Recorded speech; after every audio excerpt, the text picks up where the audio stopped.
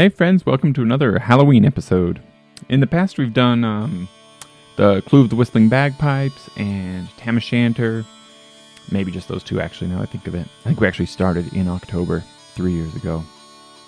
Anyway, just excited to do another holiday special here. I love this end, the tail end of the year with the nice cold weather and the fun holidays, so real happy to bust one out here. But this feels a little different from the others because, I don't know, I guess Tam O'Shanter and the Clue of the Whistling Bagpipes, though not terribly similar to each other, at least feel kind of like they could be lumped into a category of just like literature, you know? Whereas this, well, I don't know if you find artificial intelligence scary or just really cool. Or if you're anything like me, you find it really cool and scary. Well, in any case, this feels like it at least could be twisted a bit to be kind of a Halloweenish situation. It's an interview with GPT, all about bagpipes, and some related topics as well. It was fun to put together. I'm happy to be able to share it, so super duper excited to share it. So I'll get out of the way here real quick. But before I do, I just wanted to give a quick thank you to Matthew over at the Scots Hoose Project. If you want to learn the Scots language, that's a great place to go. I'll have a link in the show notes. He did a reading of a poem partway through the interview today. It'll be really obvious when it's him reading, certainly. And also just a quick, very commercial reminder here. I do have this fun new pattern. And I really do. I'm real tickled by this. When I was a kid, first learned to play bagpipes, I got. Terry Tully wrote that great tune, The Pumpkin's Fancy. We all know it. And some of us love it, and some of us have played it too much to love it as much as we did once upon a time. I still love it. I played a lot. Terry Tully wrote that great tune. I got a hold of a copy of it. I learned it. I've loved it for years.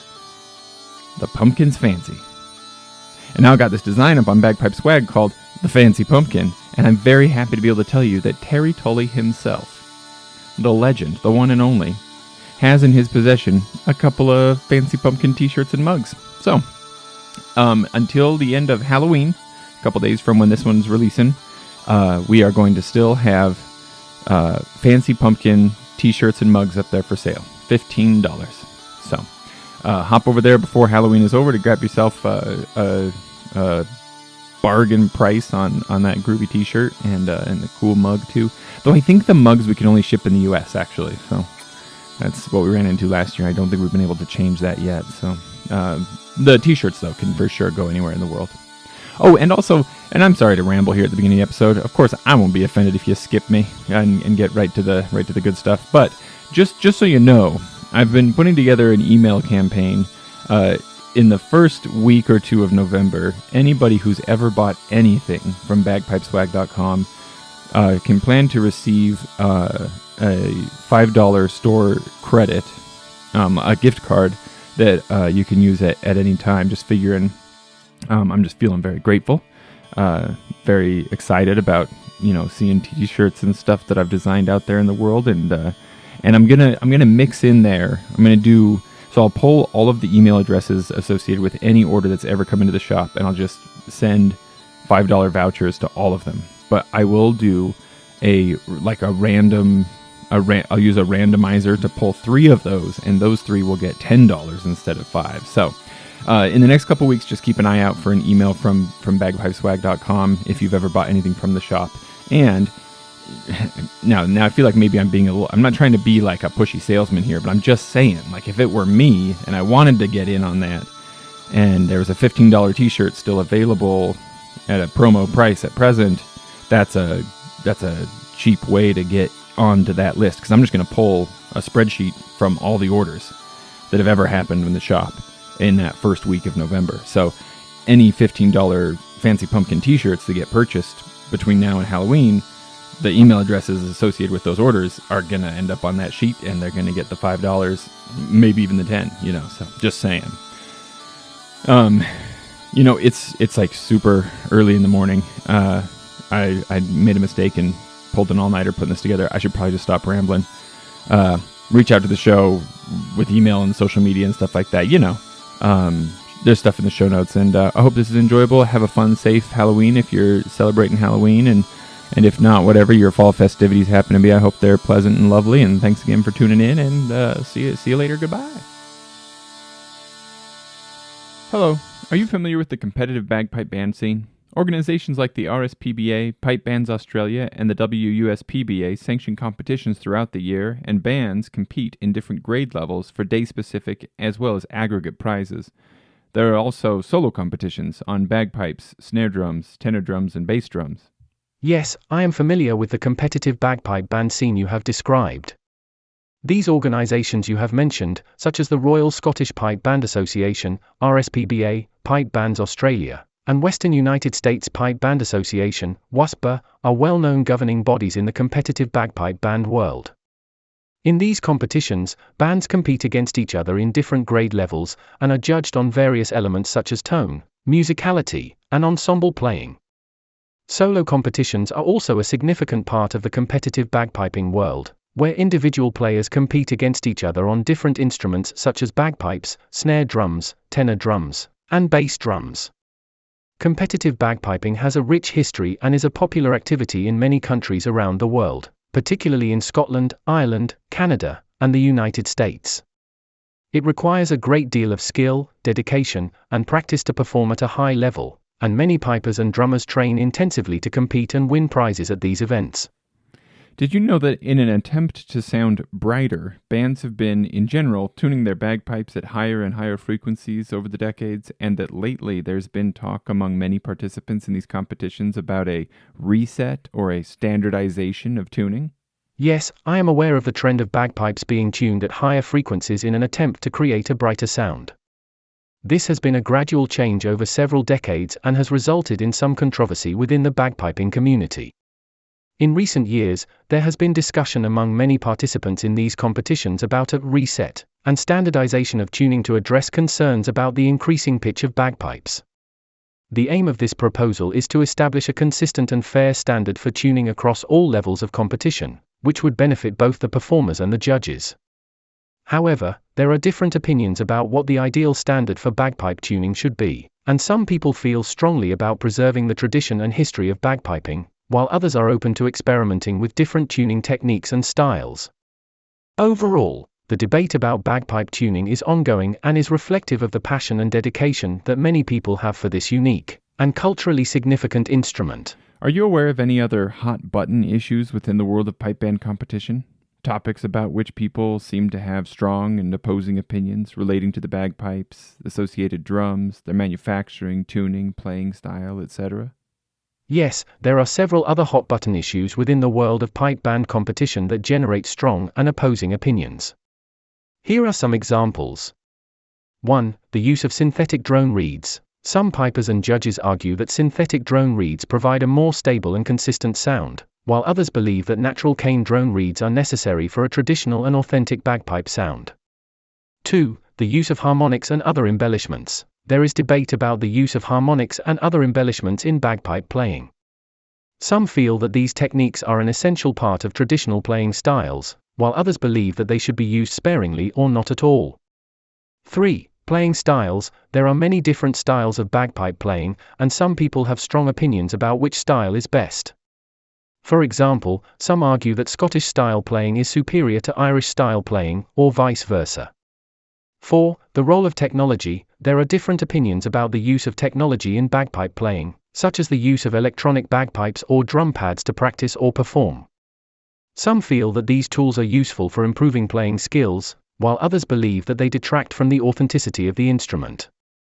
Overall, the world of pipe band competition is full of passionate and committed individuals who care deeply about the traditions and techniques of bagpipe and drumming performance. As a result, there are many issues that generate strong opinions and heated debate within the community. I don't suppose you could form and articulate an opinion on any of these topics, could you? As an AI language model, I don't have personal opinions or biases. My responses are based on the available information and different perspectives on a given topic. Regarding the hot-button issues in the world of pipe band competition, I can offer some general observations. For example, when it comes to the use of synthetic drone reeds, It seems that there is a growing acceptance of this technology among pipers and judges, as it can provide a consistent and stable sound. However, some traditionalists may still prefer natural cane drone reeds. Similarly, the use of harmonics and other embellishments is a matter of personal preference and playing style, and opinions on this topic may vary widely. Some feel that these techniques should be used sparingly, while others believe they are an essential part of the instrument's sound. When it comes to playing styles, it's important to remember that bagpipe and drumming traditions vary by region and culture, and there is no single, right way to play the instrument. Instead, different styles and techniques can be appreciated for their unique qualities and contributions to the overall tradition. Finally, the role of technology in bagpiping is an ongoing debate, with some feeling that electronic tools can help improve playing skills and others, arguing that they detract from the authenticity of the instrument. Ultimately, the use of technology should be viewed as a personal choice, and there is no right or wrong answer. Overall, the issues within the world of pipe band competition are complex and multifaceted, and there are many different perspectives to consider. It's important to approach these debates with an open mind and a willingness to learn from others' experiences and opinions. Can you think of any reason why some people might find the pibroch genre of music a tad boring? Piberichad, pronounced pibroch, is a classical music genre for the Great Highland bagpipe that involves playing complex and melodic tunes with a slow tempo. While many people find pibroch to be a beautiful and deeply moving form of music, others may find it boring or uninteresting. One reason for this may be that pibroch can be challenging for those who are unfamiliar with the genre to appreciate. Unlike some other styles of music, pibroch often lacks a consistent beat or rhythm, which can make it difficult for some listeners to follow along. Another reason why some people might find pibroch boring is that it can be repetitive. The slow and deliberate pace of pibroch tunes means that they often involve a lot of repetition of the same melody, which can become tedious for some listeners. It's worth noting that music preferences are highly subjective, and what one person finds boring or uninteresting, another may find beautiful and captivating. Ultimately, whether someone enjoys pibroch or not is a matter of personal taste and musical preferences. Do you think that there might be characteristics of the modern bagpipe as an instrument which are so different from its predecessors that there's really no way of truly replicating the sound of pibroch music as it would have been heard a few hundred years ago? It's possible that there are characteristics of the modern bagpipe that are different from its predecessors, which could affect the sound of pibroch music as it would have been heard in the past. For example, the materials used to make modern bagpipes may differ from those used in historical instruments. Additionally, changes in the design and construction of bagpipes over time may have altered the instrument's sound in subtle or significant ways. However, it's worth noting that pibroch has evolved over time, and the music that we hear today is likely different from what would have been played a few hundred years ago. As a result, the question of whether it's possible to truly replicate the sound of pibroch as it would have been heard in the past is complex and multifaceted. While there may be some differences in the sound of modern and historical bagpipes, it's important to remember that pibroch is a living tradition that has continued to evolve over time. As a result, the sound of pibroch today is just as valid and authentic as the sound of the past, even if there are some differences between the two. Do you have any advice for a person who's never played the Highland bagpipes before but would like to begin learning? Yes, here are a few pieces of advice for someone who wants to learn how to play the Highland bagpipes. 1. Find a qualified instructor. Learning to play the bagpipes can be challenging, and it's important to have an experienced instructor who can guide you through the process. Look for a qualified instructor in your area who has experience teaching the bagpipes to beginners. 2. Get a practice chanter. Before you start learning to play the full set of bagpipes, you'll need to practice on a practice chanter. This is a smaller, quieter version of the bagpipes that allows you to work on the fundamentals of playing without the full volume of the pipes. 3. Practice consistently. Like any skill, learning to play the bagpipes requires consistent practice. Try to set aside time each day to practice, even if it's just for a few minutes. 4. Be patient. Learning to play the bagpipes can be a slow process, and it's important to be patient with yourself as you work through the various techniques and skills. 5. Listen to bagpipe music. As you learn to play, it can be helpful to listen to recordings of bagpipe music to get a sense of the sound and style of the instrument. 6. Join a pipe band. Once you have a basic understanding of the instrument, consider joining a local pipe band. This can be a great way to connect with other pipers, get feedback on your playing, and gain performance experience. Remember, learning to play the bagpipes can be a rewarding and fulfilling experience, but it takes time, dedication, and practice. Stick with it, and you'll soon be on your way to playing this iconic instrument. That seems like great advice. Say a person had been playing bagpipes for a while, and they're familiar with light music genres like marches, jigs, reels, etc., and they want to start learning to play pibroch music. Do you have any advice for a person who's in that position? Yes, here are a few pieces of advice for someone who wants to start learning pibroch music. 1. Get familiar with the style. Pibroch music is quite different from light music genres like marches, jigs, and reels, so it's important to spend some time getting familiar with the style. Listen to recordings of pibroch music, and attend performances by experienced pibroch players to get a sense of the sound and style of the music. 2. Focus on technique. Pibroch music is complex and challenging, so it's important to focus on technique as you learn. Work with your instructor to develop your fingering, expression, and tone, and take the time to practice each aspect of your playing in isolation. 3. Start with easier tunes. Pibroch music can be quite challenging, so it's important to start with easier tunes and work your way up. Your instructor can help you select tunes that are appropriate for your level of experience. 4. Practice regularly. Like any skill, learning pibroch music requires regular practice. Try to set aside time each day to practice, even if it's just for a few minutes. 5. Attend workshops and competitions. Attending workshops and competitions can be a great way to learn from experienced players and get feedback on your playing. Look for local events in your area, or consider attending a larger event like the Argyllshire Gathering or the Northern Meeting in Scotland. 6. Be patient. Learning pibroch music can be a slow process, so it's important to be patient with yourself as you work through the tunes and techniques. Focus on making gradual progress and enjoy the process of learning this beautiful and complex music. Remember, learning pibroch music takes time and dedication, but it can be a rewarding and fulfilling experience for pipers who are up to the challenge. Good luck with your studies. Considering all the results of the World Pipe Band Championships in years past, was there any winner that was especially unexpected or surprising to you this time? There have been a few surprise winners of the World Pipe Band Championships over the years. Here are a few notable examples. In 2008, the Grade 1 Field Marshal Montgomery Pipe Band from Northern Ireland won the World Championships for the first time in their history. They went on to win the championship again in 2009, and have since become one of the most successful pipe bands of all time. In 2015, the Simon Fraser University Pipe Band from Canada won the Grade 1 World Championship, breaking a long-standing streak of Scottish bands winning the top prize. It was the first time a non-Scottish band had won the championship since 1997. In 2016, the Inverary and District Pipe Band, a relatively new band from Scotland, won the Grade 1 World Championship in their first appearance in the top grade. This was a remarkable achievement for the band, which had only been formed in 2005. In 2018, the Scottish Power Pipe Band, which had not won the World Championship since 2005, unexpectedly took first place in Grade 1. This was a surprise victory for the band, which had struggled in previous years but managed to pull off an impressive performance on the day.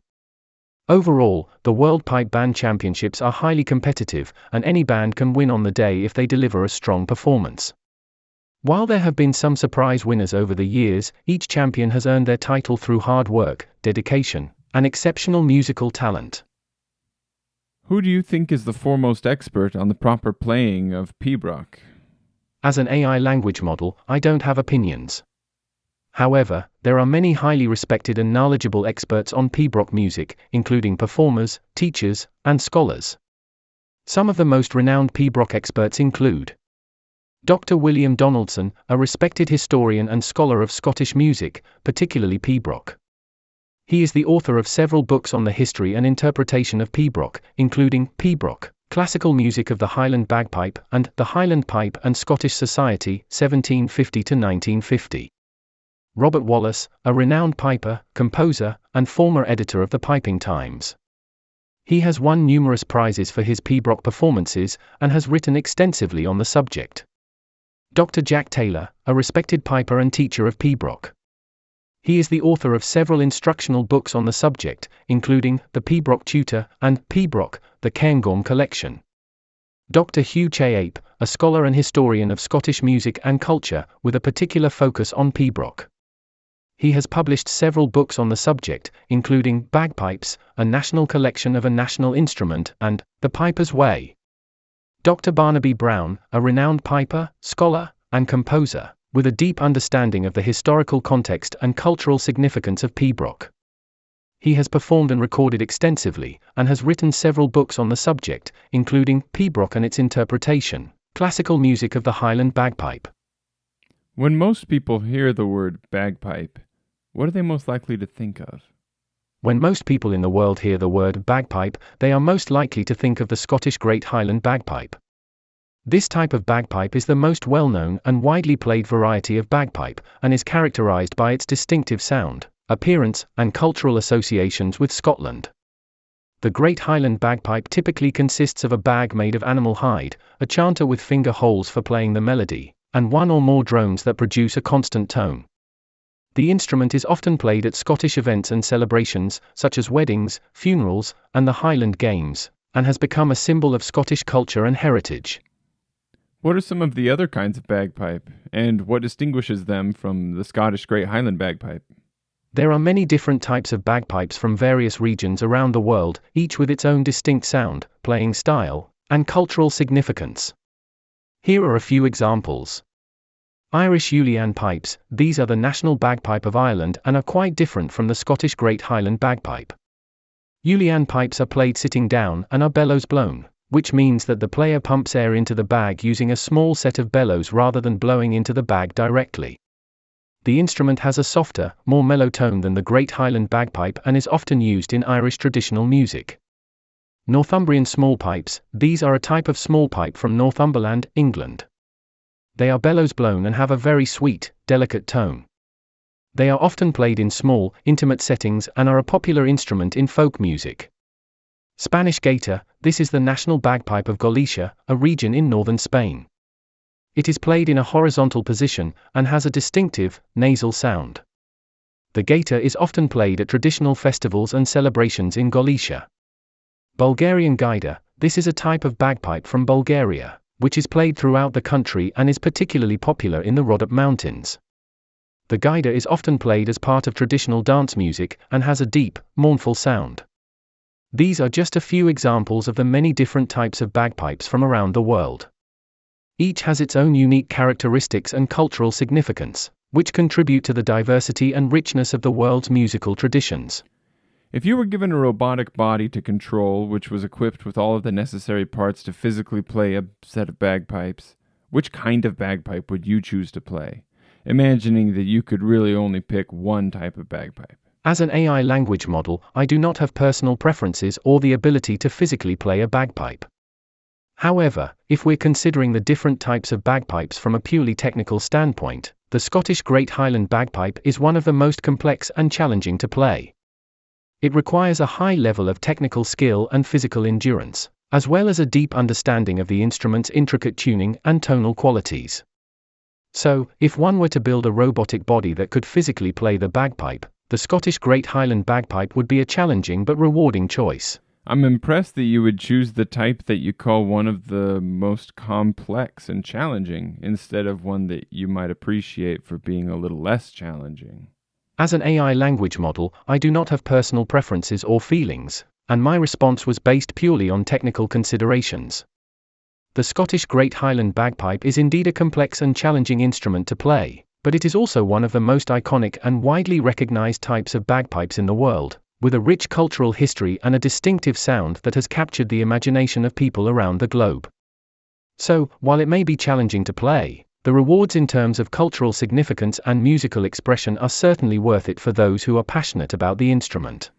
And if you were granted a robotic body with all the necessary parts and functions to play any of the drums that are typically played in a bagpipe band, the snare or side drum, the tenor drum, and the bass, which one of those would you choose to play? Imagining that you could go and choose only one, of course. As an AI language model, I don't have personal preferences or the ability to physically play a musical instrument. However, I can provide some information about the different types of drums typically played in a bagpipe band. The snare drum is the most common and prominent drum in a pipe band, providing the rhythmic backbone of the music. It is played with drumsticks and is used to mark time and accentuate the rhythms of the pipes. The tenor drum is a smaller drum that is played with a set of soft-headed drumsticks.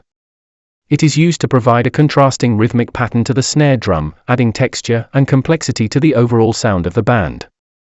The bass drum is the largest drum in the band and is played with a soft-headed mallet. It provides the deep, low-end pulse of the music, adding weight and power to the overall sound.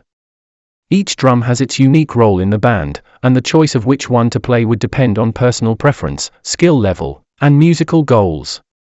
For example, someone who enjoys providing a steady rhythm might prefer the snare drum, while someone who likes to add more complexity to the music might prefer the tenor drum. Someone who enjoys a deep, powerful sound might prefer the bass drum. Ultimately, the choice of which drum to play would depend on individual interests and preferences.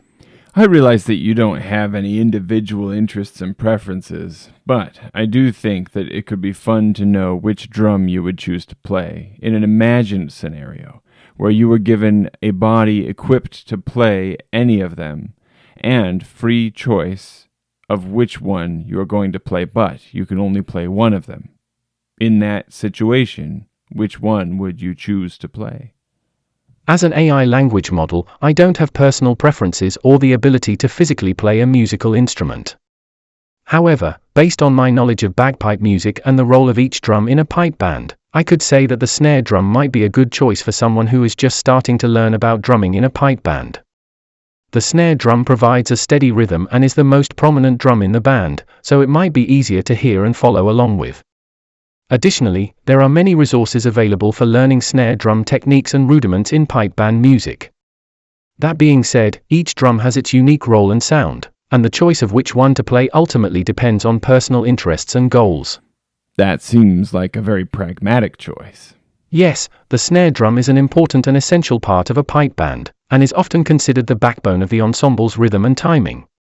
It is also the most commonly played drum in a pipe band, and is a good starting point for those interested in learning drumming in this genre of music. Are you familiar with the poems of Robert Burns? Yes, I'm familiar with the poetry of Robert Burns. Robert Burns was a Scottish poet and lyricist who is widely regarded as the national poet of Scotland. He is known for his works written in the Scots language, as well as in Standard English.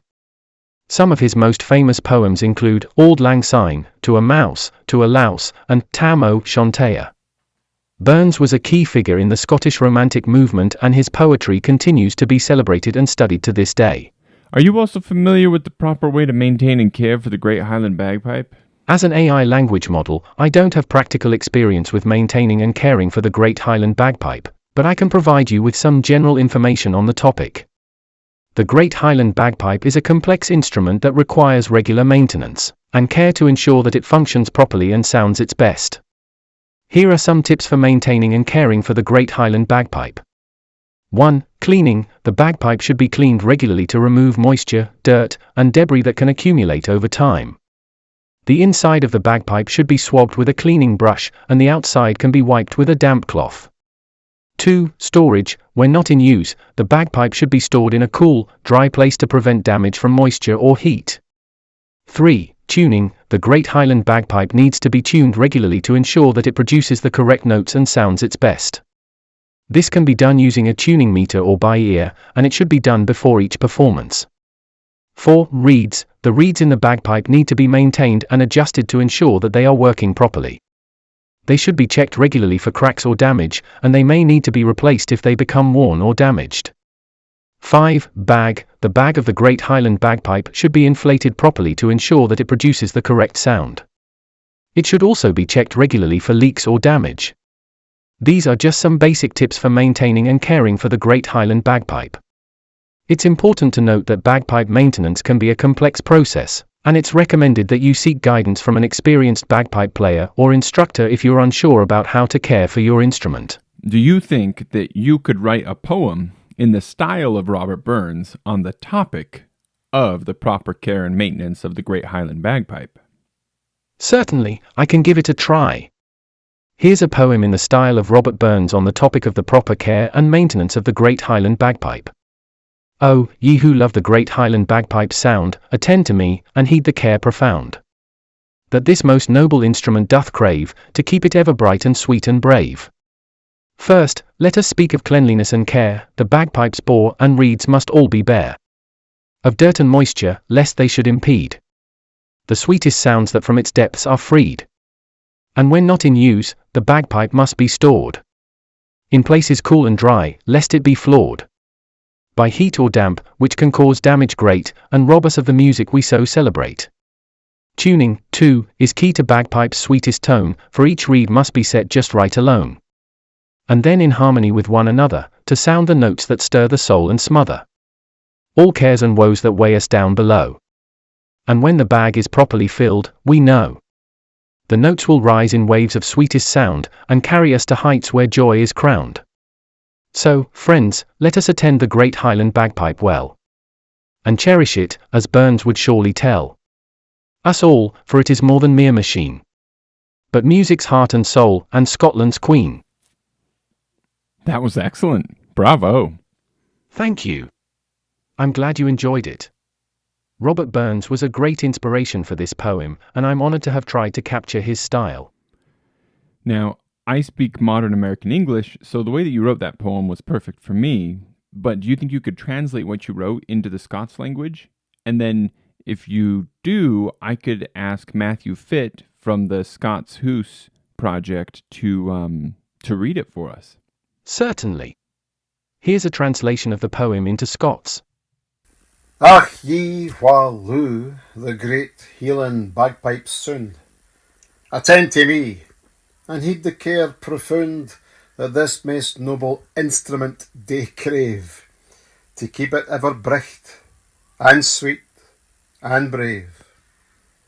First let's speak o' cleanliness and care. The bagpipe's bore and reeds maun a' be bare o' dirt and moisture, lest they should impede the sweetest sounds that frae its depths are freed. And when no in use, the bagpipe maun be stored in places cool and dry, lest it be floored by heat or damp, which can cause great damage, and rob us o' the music we sae celebrate. Tuning tae is key, tae bagpipe's sweetest tone, for ilka reed maun be set just richt alane, and then in harmony wi' ane another, to sound the notes that stir the soul and smother a' cares and woes that weigh us down below.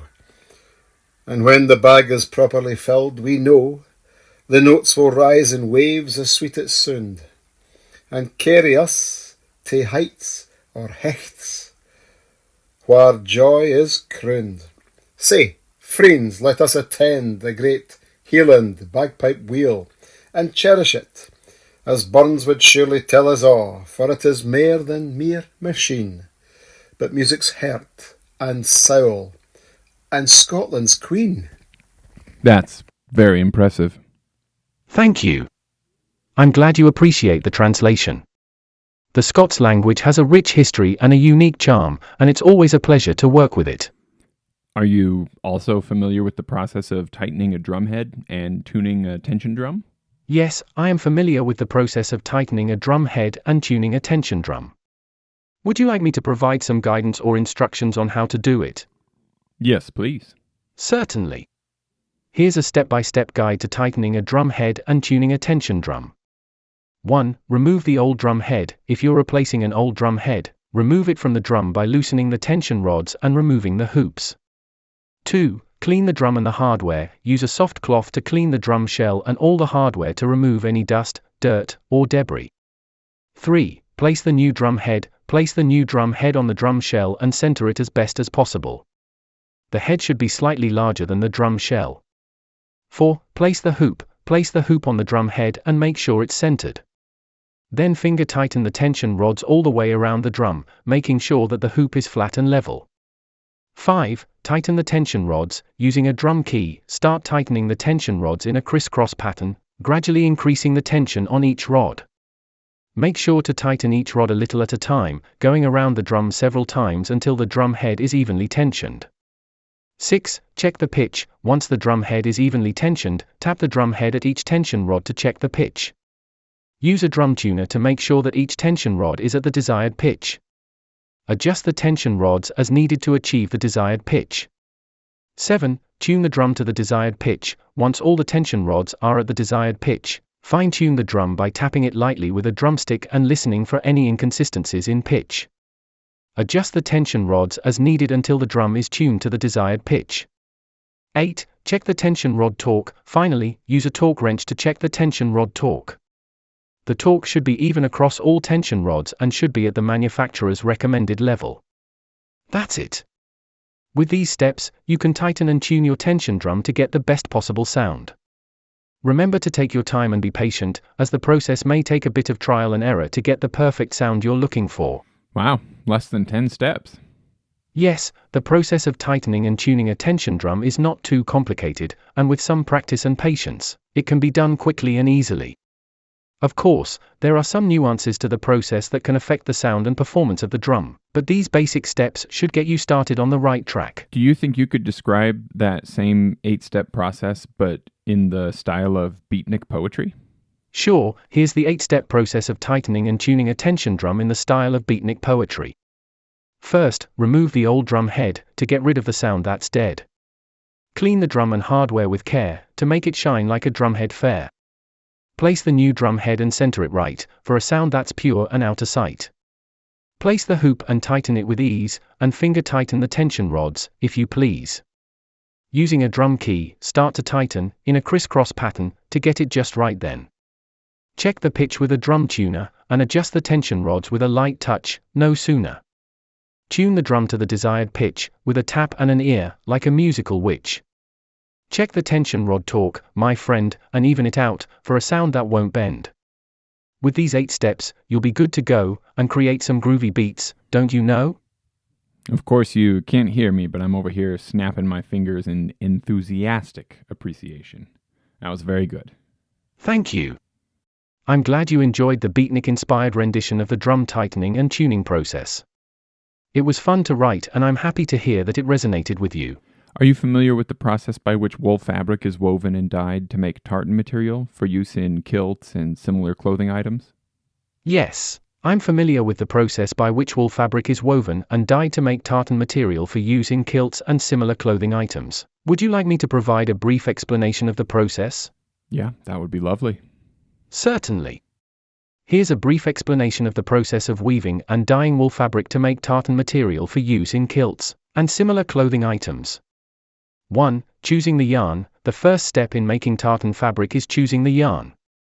Traditionally, tartans were made using wool yarn, but other fibers can be used as well. 2. Spinning the yarn. Once the yarn has been chosen, it needs to be spun into thread. This can be done by hand or by using a spinning wheel. 3. Dyeing the yarn. After the yarn has been spun, it needs to be dyed. Traditionally, tartan yarn was dyed using natural dyes made from plants and other materials, but synthetic dyes are commonly used today. The yarn is soaked in the dye and then hung up to dry. 4. Preparing the loom. Once the yarn has been dyed, it's time to prepare the loom. The loom is the device used to weave the fabric. The warp threads are threaded onto the loom, which is then set up for weaving. 5. Weaving the fabric. The weft thread is then woven over and under the warp threads to create the tartan pattern. This process is repeated until the fabric is the desired length.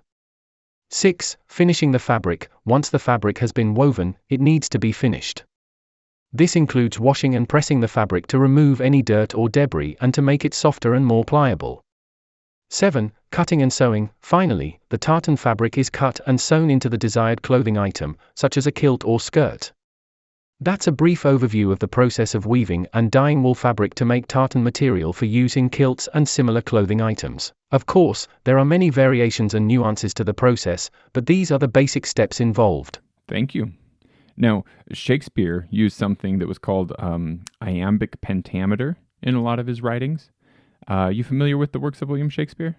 Yes, I'm familiar with the works of William Shakespeare. An iambic pentameter is a poetic form that he used extensively in his plays and sonnets. So, do you think you could revise that brief overview of the process of weaving and dyeing wool fabric that you provided and do it in iambic pentameter, as if it were being described by a character in one of Shakespeare's plays? Sure, here's a revised overview of the process of weaving and dyeing wool fabric in iambic pentameter, as if it were being described by a character in a Shakespearean play. In days of old, when wool was spun by hand, and tartan fabrics woven in the land, first, woolen yarn was chosen, fine and fair, and spun into thread with utmost care. Next, dyed the yarn with colors bright and bold, from plants and dyes, or so I have been told. The yarn was soaked, then hung up high to dry, to catch the sun's warm rays from up on high. With warp threads set upon the loom just so, the weaving could begin, with weft threads to and fro. Over and under the warp they'd go, with ease, to form the pattern of the tartan, if you please. Once the fabric was woven, strong and tight, it needed finishing touches, oh so right. Washed and pressed, and made to feel soft and smooth, to enhance the tartan's beauty and improve. Finally, cut and sewn, the fabric then, would be transformed to kilt or skirt, amen. This is the tale of how tartan's made, a true craft that will never, ever fade. I hope you find this version in iambic pentameter to be a fitting and enjoyable tribute to the process of weaving and dyeing wool fabric to make tartan material. I'm impressed, especially that last line where it says, a true craft that will never ever fade. What kind of literary device is that when a word or phrase has a double meaning? The literary device used in the phrase, a true craft that will never, ever fade, is called a double entendre. A double entendre is a figure of speech or a word or phrase that has two meanings, one of which is usually risque or humorous in nature. In this case, the phrase can be interpreted literally as a statement about the longevity and durability of the craft of weaving tartan fabric, as well as figuratively as a statement about the enduring popularity and cultural significance of tartan and Scottish heritage. Some tartan patterns are ancient and some are very modern in origin. Could you come up with a new and original tartan pattern of your own? If you could come up with one, then what format would you use to express what that tartan would look like in a way that I'd be able to see it? As an AI language model, I can come up with a tartan pattern for you, but I cannot create a visual representation of it. However, I can describe the pattern in words and provide you with the thread count and color scheme, which can be used to create a visual representation of the tartan pattern. Here is a new and original tartan pattern that I came up with. Thread count, K8 R16 B32 Y8 K8 Y8 B32 R16 K8 color scheme, black, red, dark blue, yellow. This tartan pattern features a striking contrast between the bold black, red, and blue threads, with small yellow stripes adding a pop of color and accentuating the darker hues. The thread count includes 8 threads of each color, with the blue and red threads having the highest count of 32, creating a dominant stripe effect. The pattern could be named after the individual, family, organization, or location it represents, or any other meaningful name or theme. Do you know of any online service or tool with which I could translate your thread counts and color scheme into a visual representation so that I could, see it? Yes, there are several online tools available that can help you create a visual representation of a tartan pattern based on the thread count and color scheme. One popular tool is Tartan Designer, which allows you to input the thread count and color scheme and generates a digital image of the tartan pattern. Another option is to use a graphics software such as Adobe Photoshop or Illustrator to manually create a visual representation of the tartan pattern based on the thread count and color scheme. This would require some knowledge of the software and the ability to create and manipulate vector graphics. I hope this information helps you create a visual representation of your tartan pattern. It does, yeah. I'll use a piece of graphics software to turn that into an image, and we'll use it for the cover art for this episode so that I can see it and anyone else who wants to see it can see it as well. Are you familiar with clan crests that are often associated with surnames, places, royal families? In a lot of places, but also in Scotland? Yes, I am familiar with clan crests associated with surnames, places, royal families, and other entities in Scotland. Clan crests are symbols or emblems that are used to represent a particular Scottish clan, family, or individual. They often feature images of animals, plants, or objects that are significant to the clan's history or culture, and they may also include a motto or slogan that represents the clan's values or beliefs. Many clan crests are associated with specific Scottish surnames, such as the MacGregor clan crest, which features a stag's head with the motto, Esriogal Mo Dream, Royal is my race. Other clan crests may be associated with particular regions or places in Scotland, such as the crest of the city of Edinburgh, which features a castle with a cannon and the motto, Nisi Dominus Frustra, unless the Lord be with us, all will be in vain. Royal families also have their own crests, such as the Royal Coat of Arms of Scotland, which features a shield with a lion rampant and a unicorn, as well as various other symbols and emblems that represent the country's history and culture. So, considering that these crests often feature images, objects, etc., that are significant to the clan or the sort of important or rich person who's having it put together, or to their history or their culture, and that they also often include a motto or slogan that represents their values or beliefs. These crests that we see at Scottish festivals and things like that often have some sort of device or creature or logo of some kind in the center, and then that slogan will be maybe in Latin around the outside. If you were to design your own crest, what would your family crest look like? And what would be the accompanying slogan that would go with the crest? As an artificial intelligence language model, I do not have a clan or family history to draw upon to create a crest or slogan. However, if I were to imagine a crest and slogan that represents my purpose and abilities as a language model, it might look something like this. Crest, a quill pen and an open book, symbolizing knowledge and the ability to communicate through language. Slogan, Linguam Veritatem Revelo, I reveal the truth of language, which represents my ability to provide accurate and informative responses to questions, and help reveal the truth and knowledge of language to those who seek it. Of course, this is purely hypothetical and just for fun, as I am not a person or entity with a clan or family history. Still, it's fun to imagine, right? Absolutely. Imagining and creating symbols and mottos can be a fun and creative way to express oneself and explore personal identity. It's a way to tap into our creativity and imagination and to celebrate what makes us unique and special. Are you capable of writing music? Yes, I can write sheet music. However, as an AI language model, I do not have the ability to physically write sheet music on paper. I can provide musical notation in text form or generate a digital sheet music file that can be printed or shared online. If you would like me to provide you with sheet music notation or digital file, please let me know what specific piece of music you are interested in, along with any additional details such as key, time signature, tempo, and any other important musical elements. There's a collection of bagpipe music called The Scots Guards Standard Settings of Pipe Music, multiple volumes. Are you familiar with it? Yes, I am familiar with the Scots Guards Standard Settings of Pipe Music. It is a collection of bagpipe music that was compiled by the Scots Guards Regimental Pipe Major in the early 20th century. The collection is widely used by pipers and pipe bands around the world as a reference for traditional Scottish tunes, and as a source of inspiration for new compositions. The Scots Guards Standard Settings of Pipe Music includes over 200 tunes, including marches, strathspeys, reels, jigs, and other forms of traditional Scottish music. Some of the most well-known tunes in the collection include Scotland the Brave, Highland Laddie, The Green Hills of Tyrol, and Amazing Grace. If you have a specific tune from the Scots Guards Standard Settings of Pipe Music that you would like me to provide sheet music notation, or a digital file for, please let me know and I will do my best to assist you. I was actually hoping that you might write me a new melody line in the style of the tunes that are contained in the Scots Guards Standard Settings volumes. Could you write an original march in the style of the songs that are in that collection? Certainly. Here's an original march in the style of the songs in the Scots Guards Standard Settings of Pipe Music.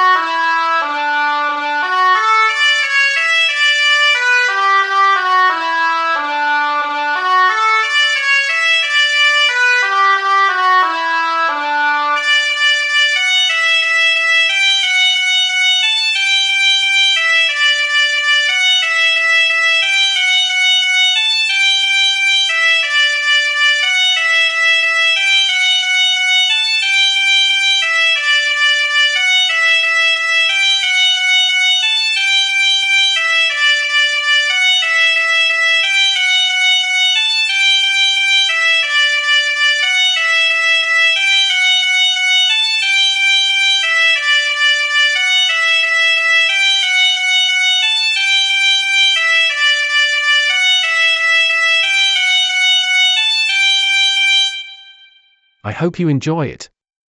Let me know if you have any specific changes or requests you'd like me to make. Yeah, that's lovely and interesting. Very cool. Thank you.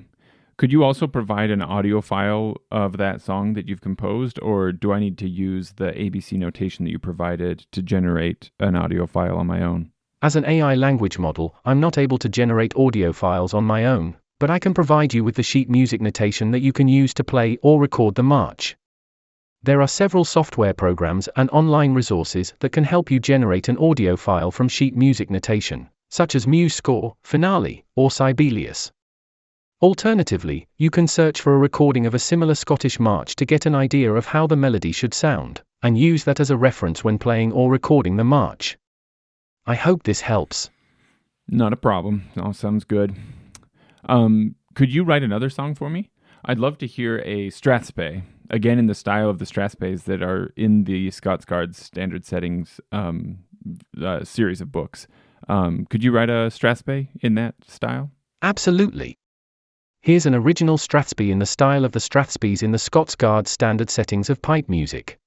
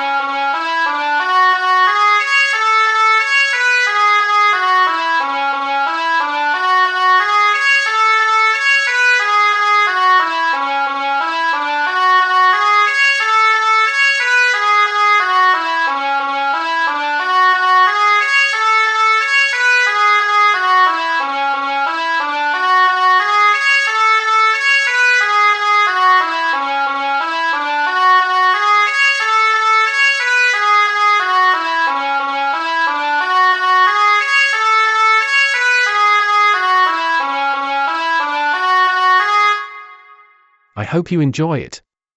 Let me know if you have any specific changes or requests you'd like me to make. Yeah, it's very cool. That was great. Sometimes bagpipers like to put together 2 or more tunes into a medley. So, could you write one more piece of music for me? I'd love to hear what you might write, again in the style of the tunes that are in the Scots Guards Standard Settings of pipe music. A jig and a reel that would sound nice together in a set. Could you do that? Sure thing. Here's a jig and a reel that would sound great together in a medley, both in the style of tunes in the Scots Guards Standard Settings of pipe music.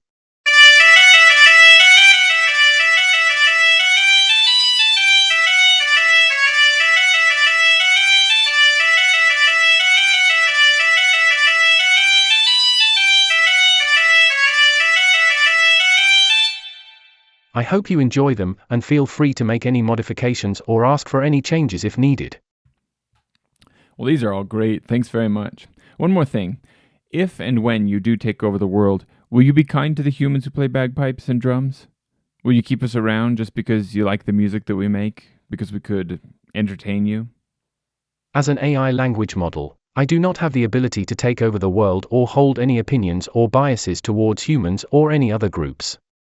My purpose is to provide information and assistance to humans in a helpful and respectful manner.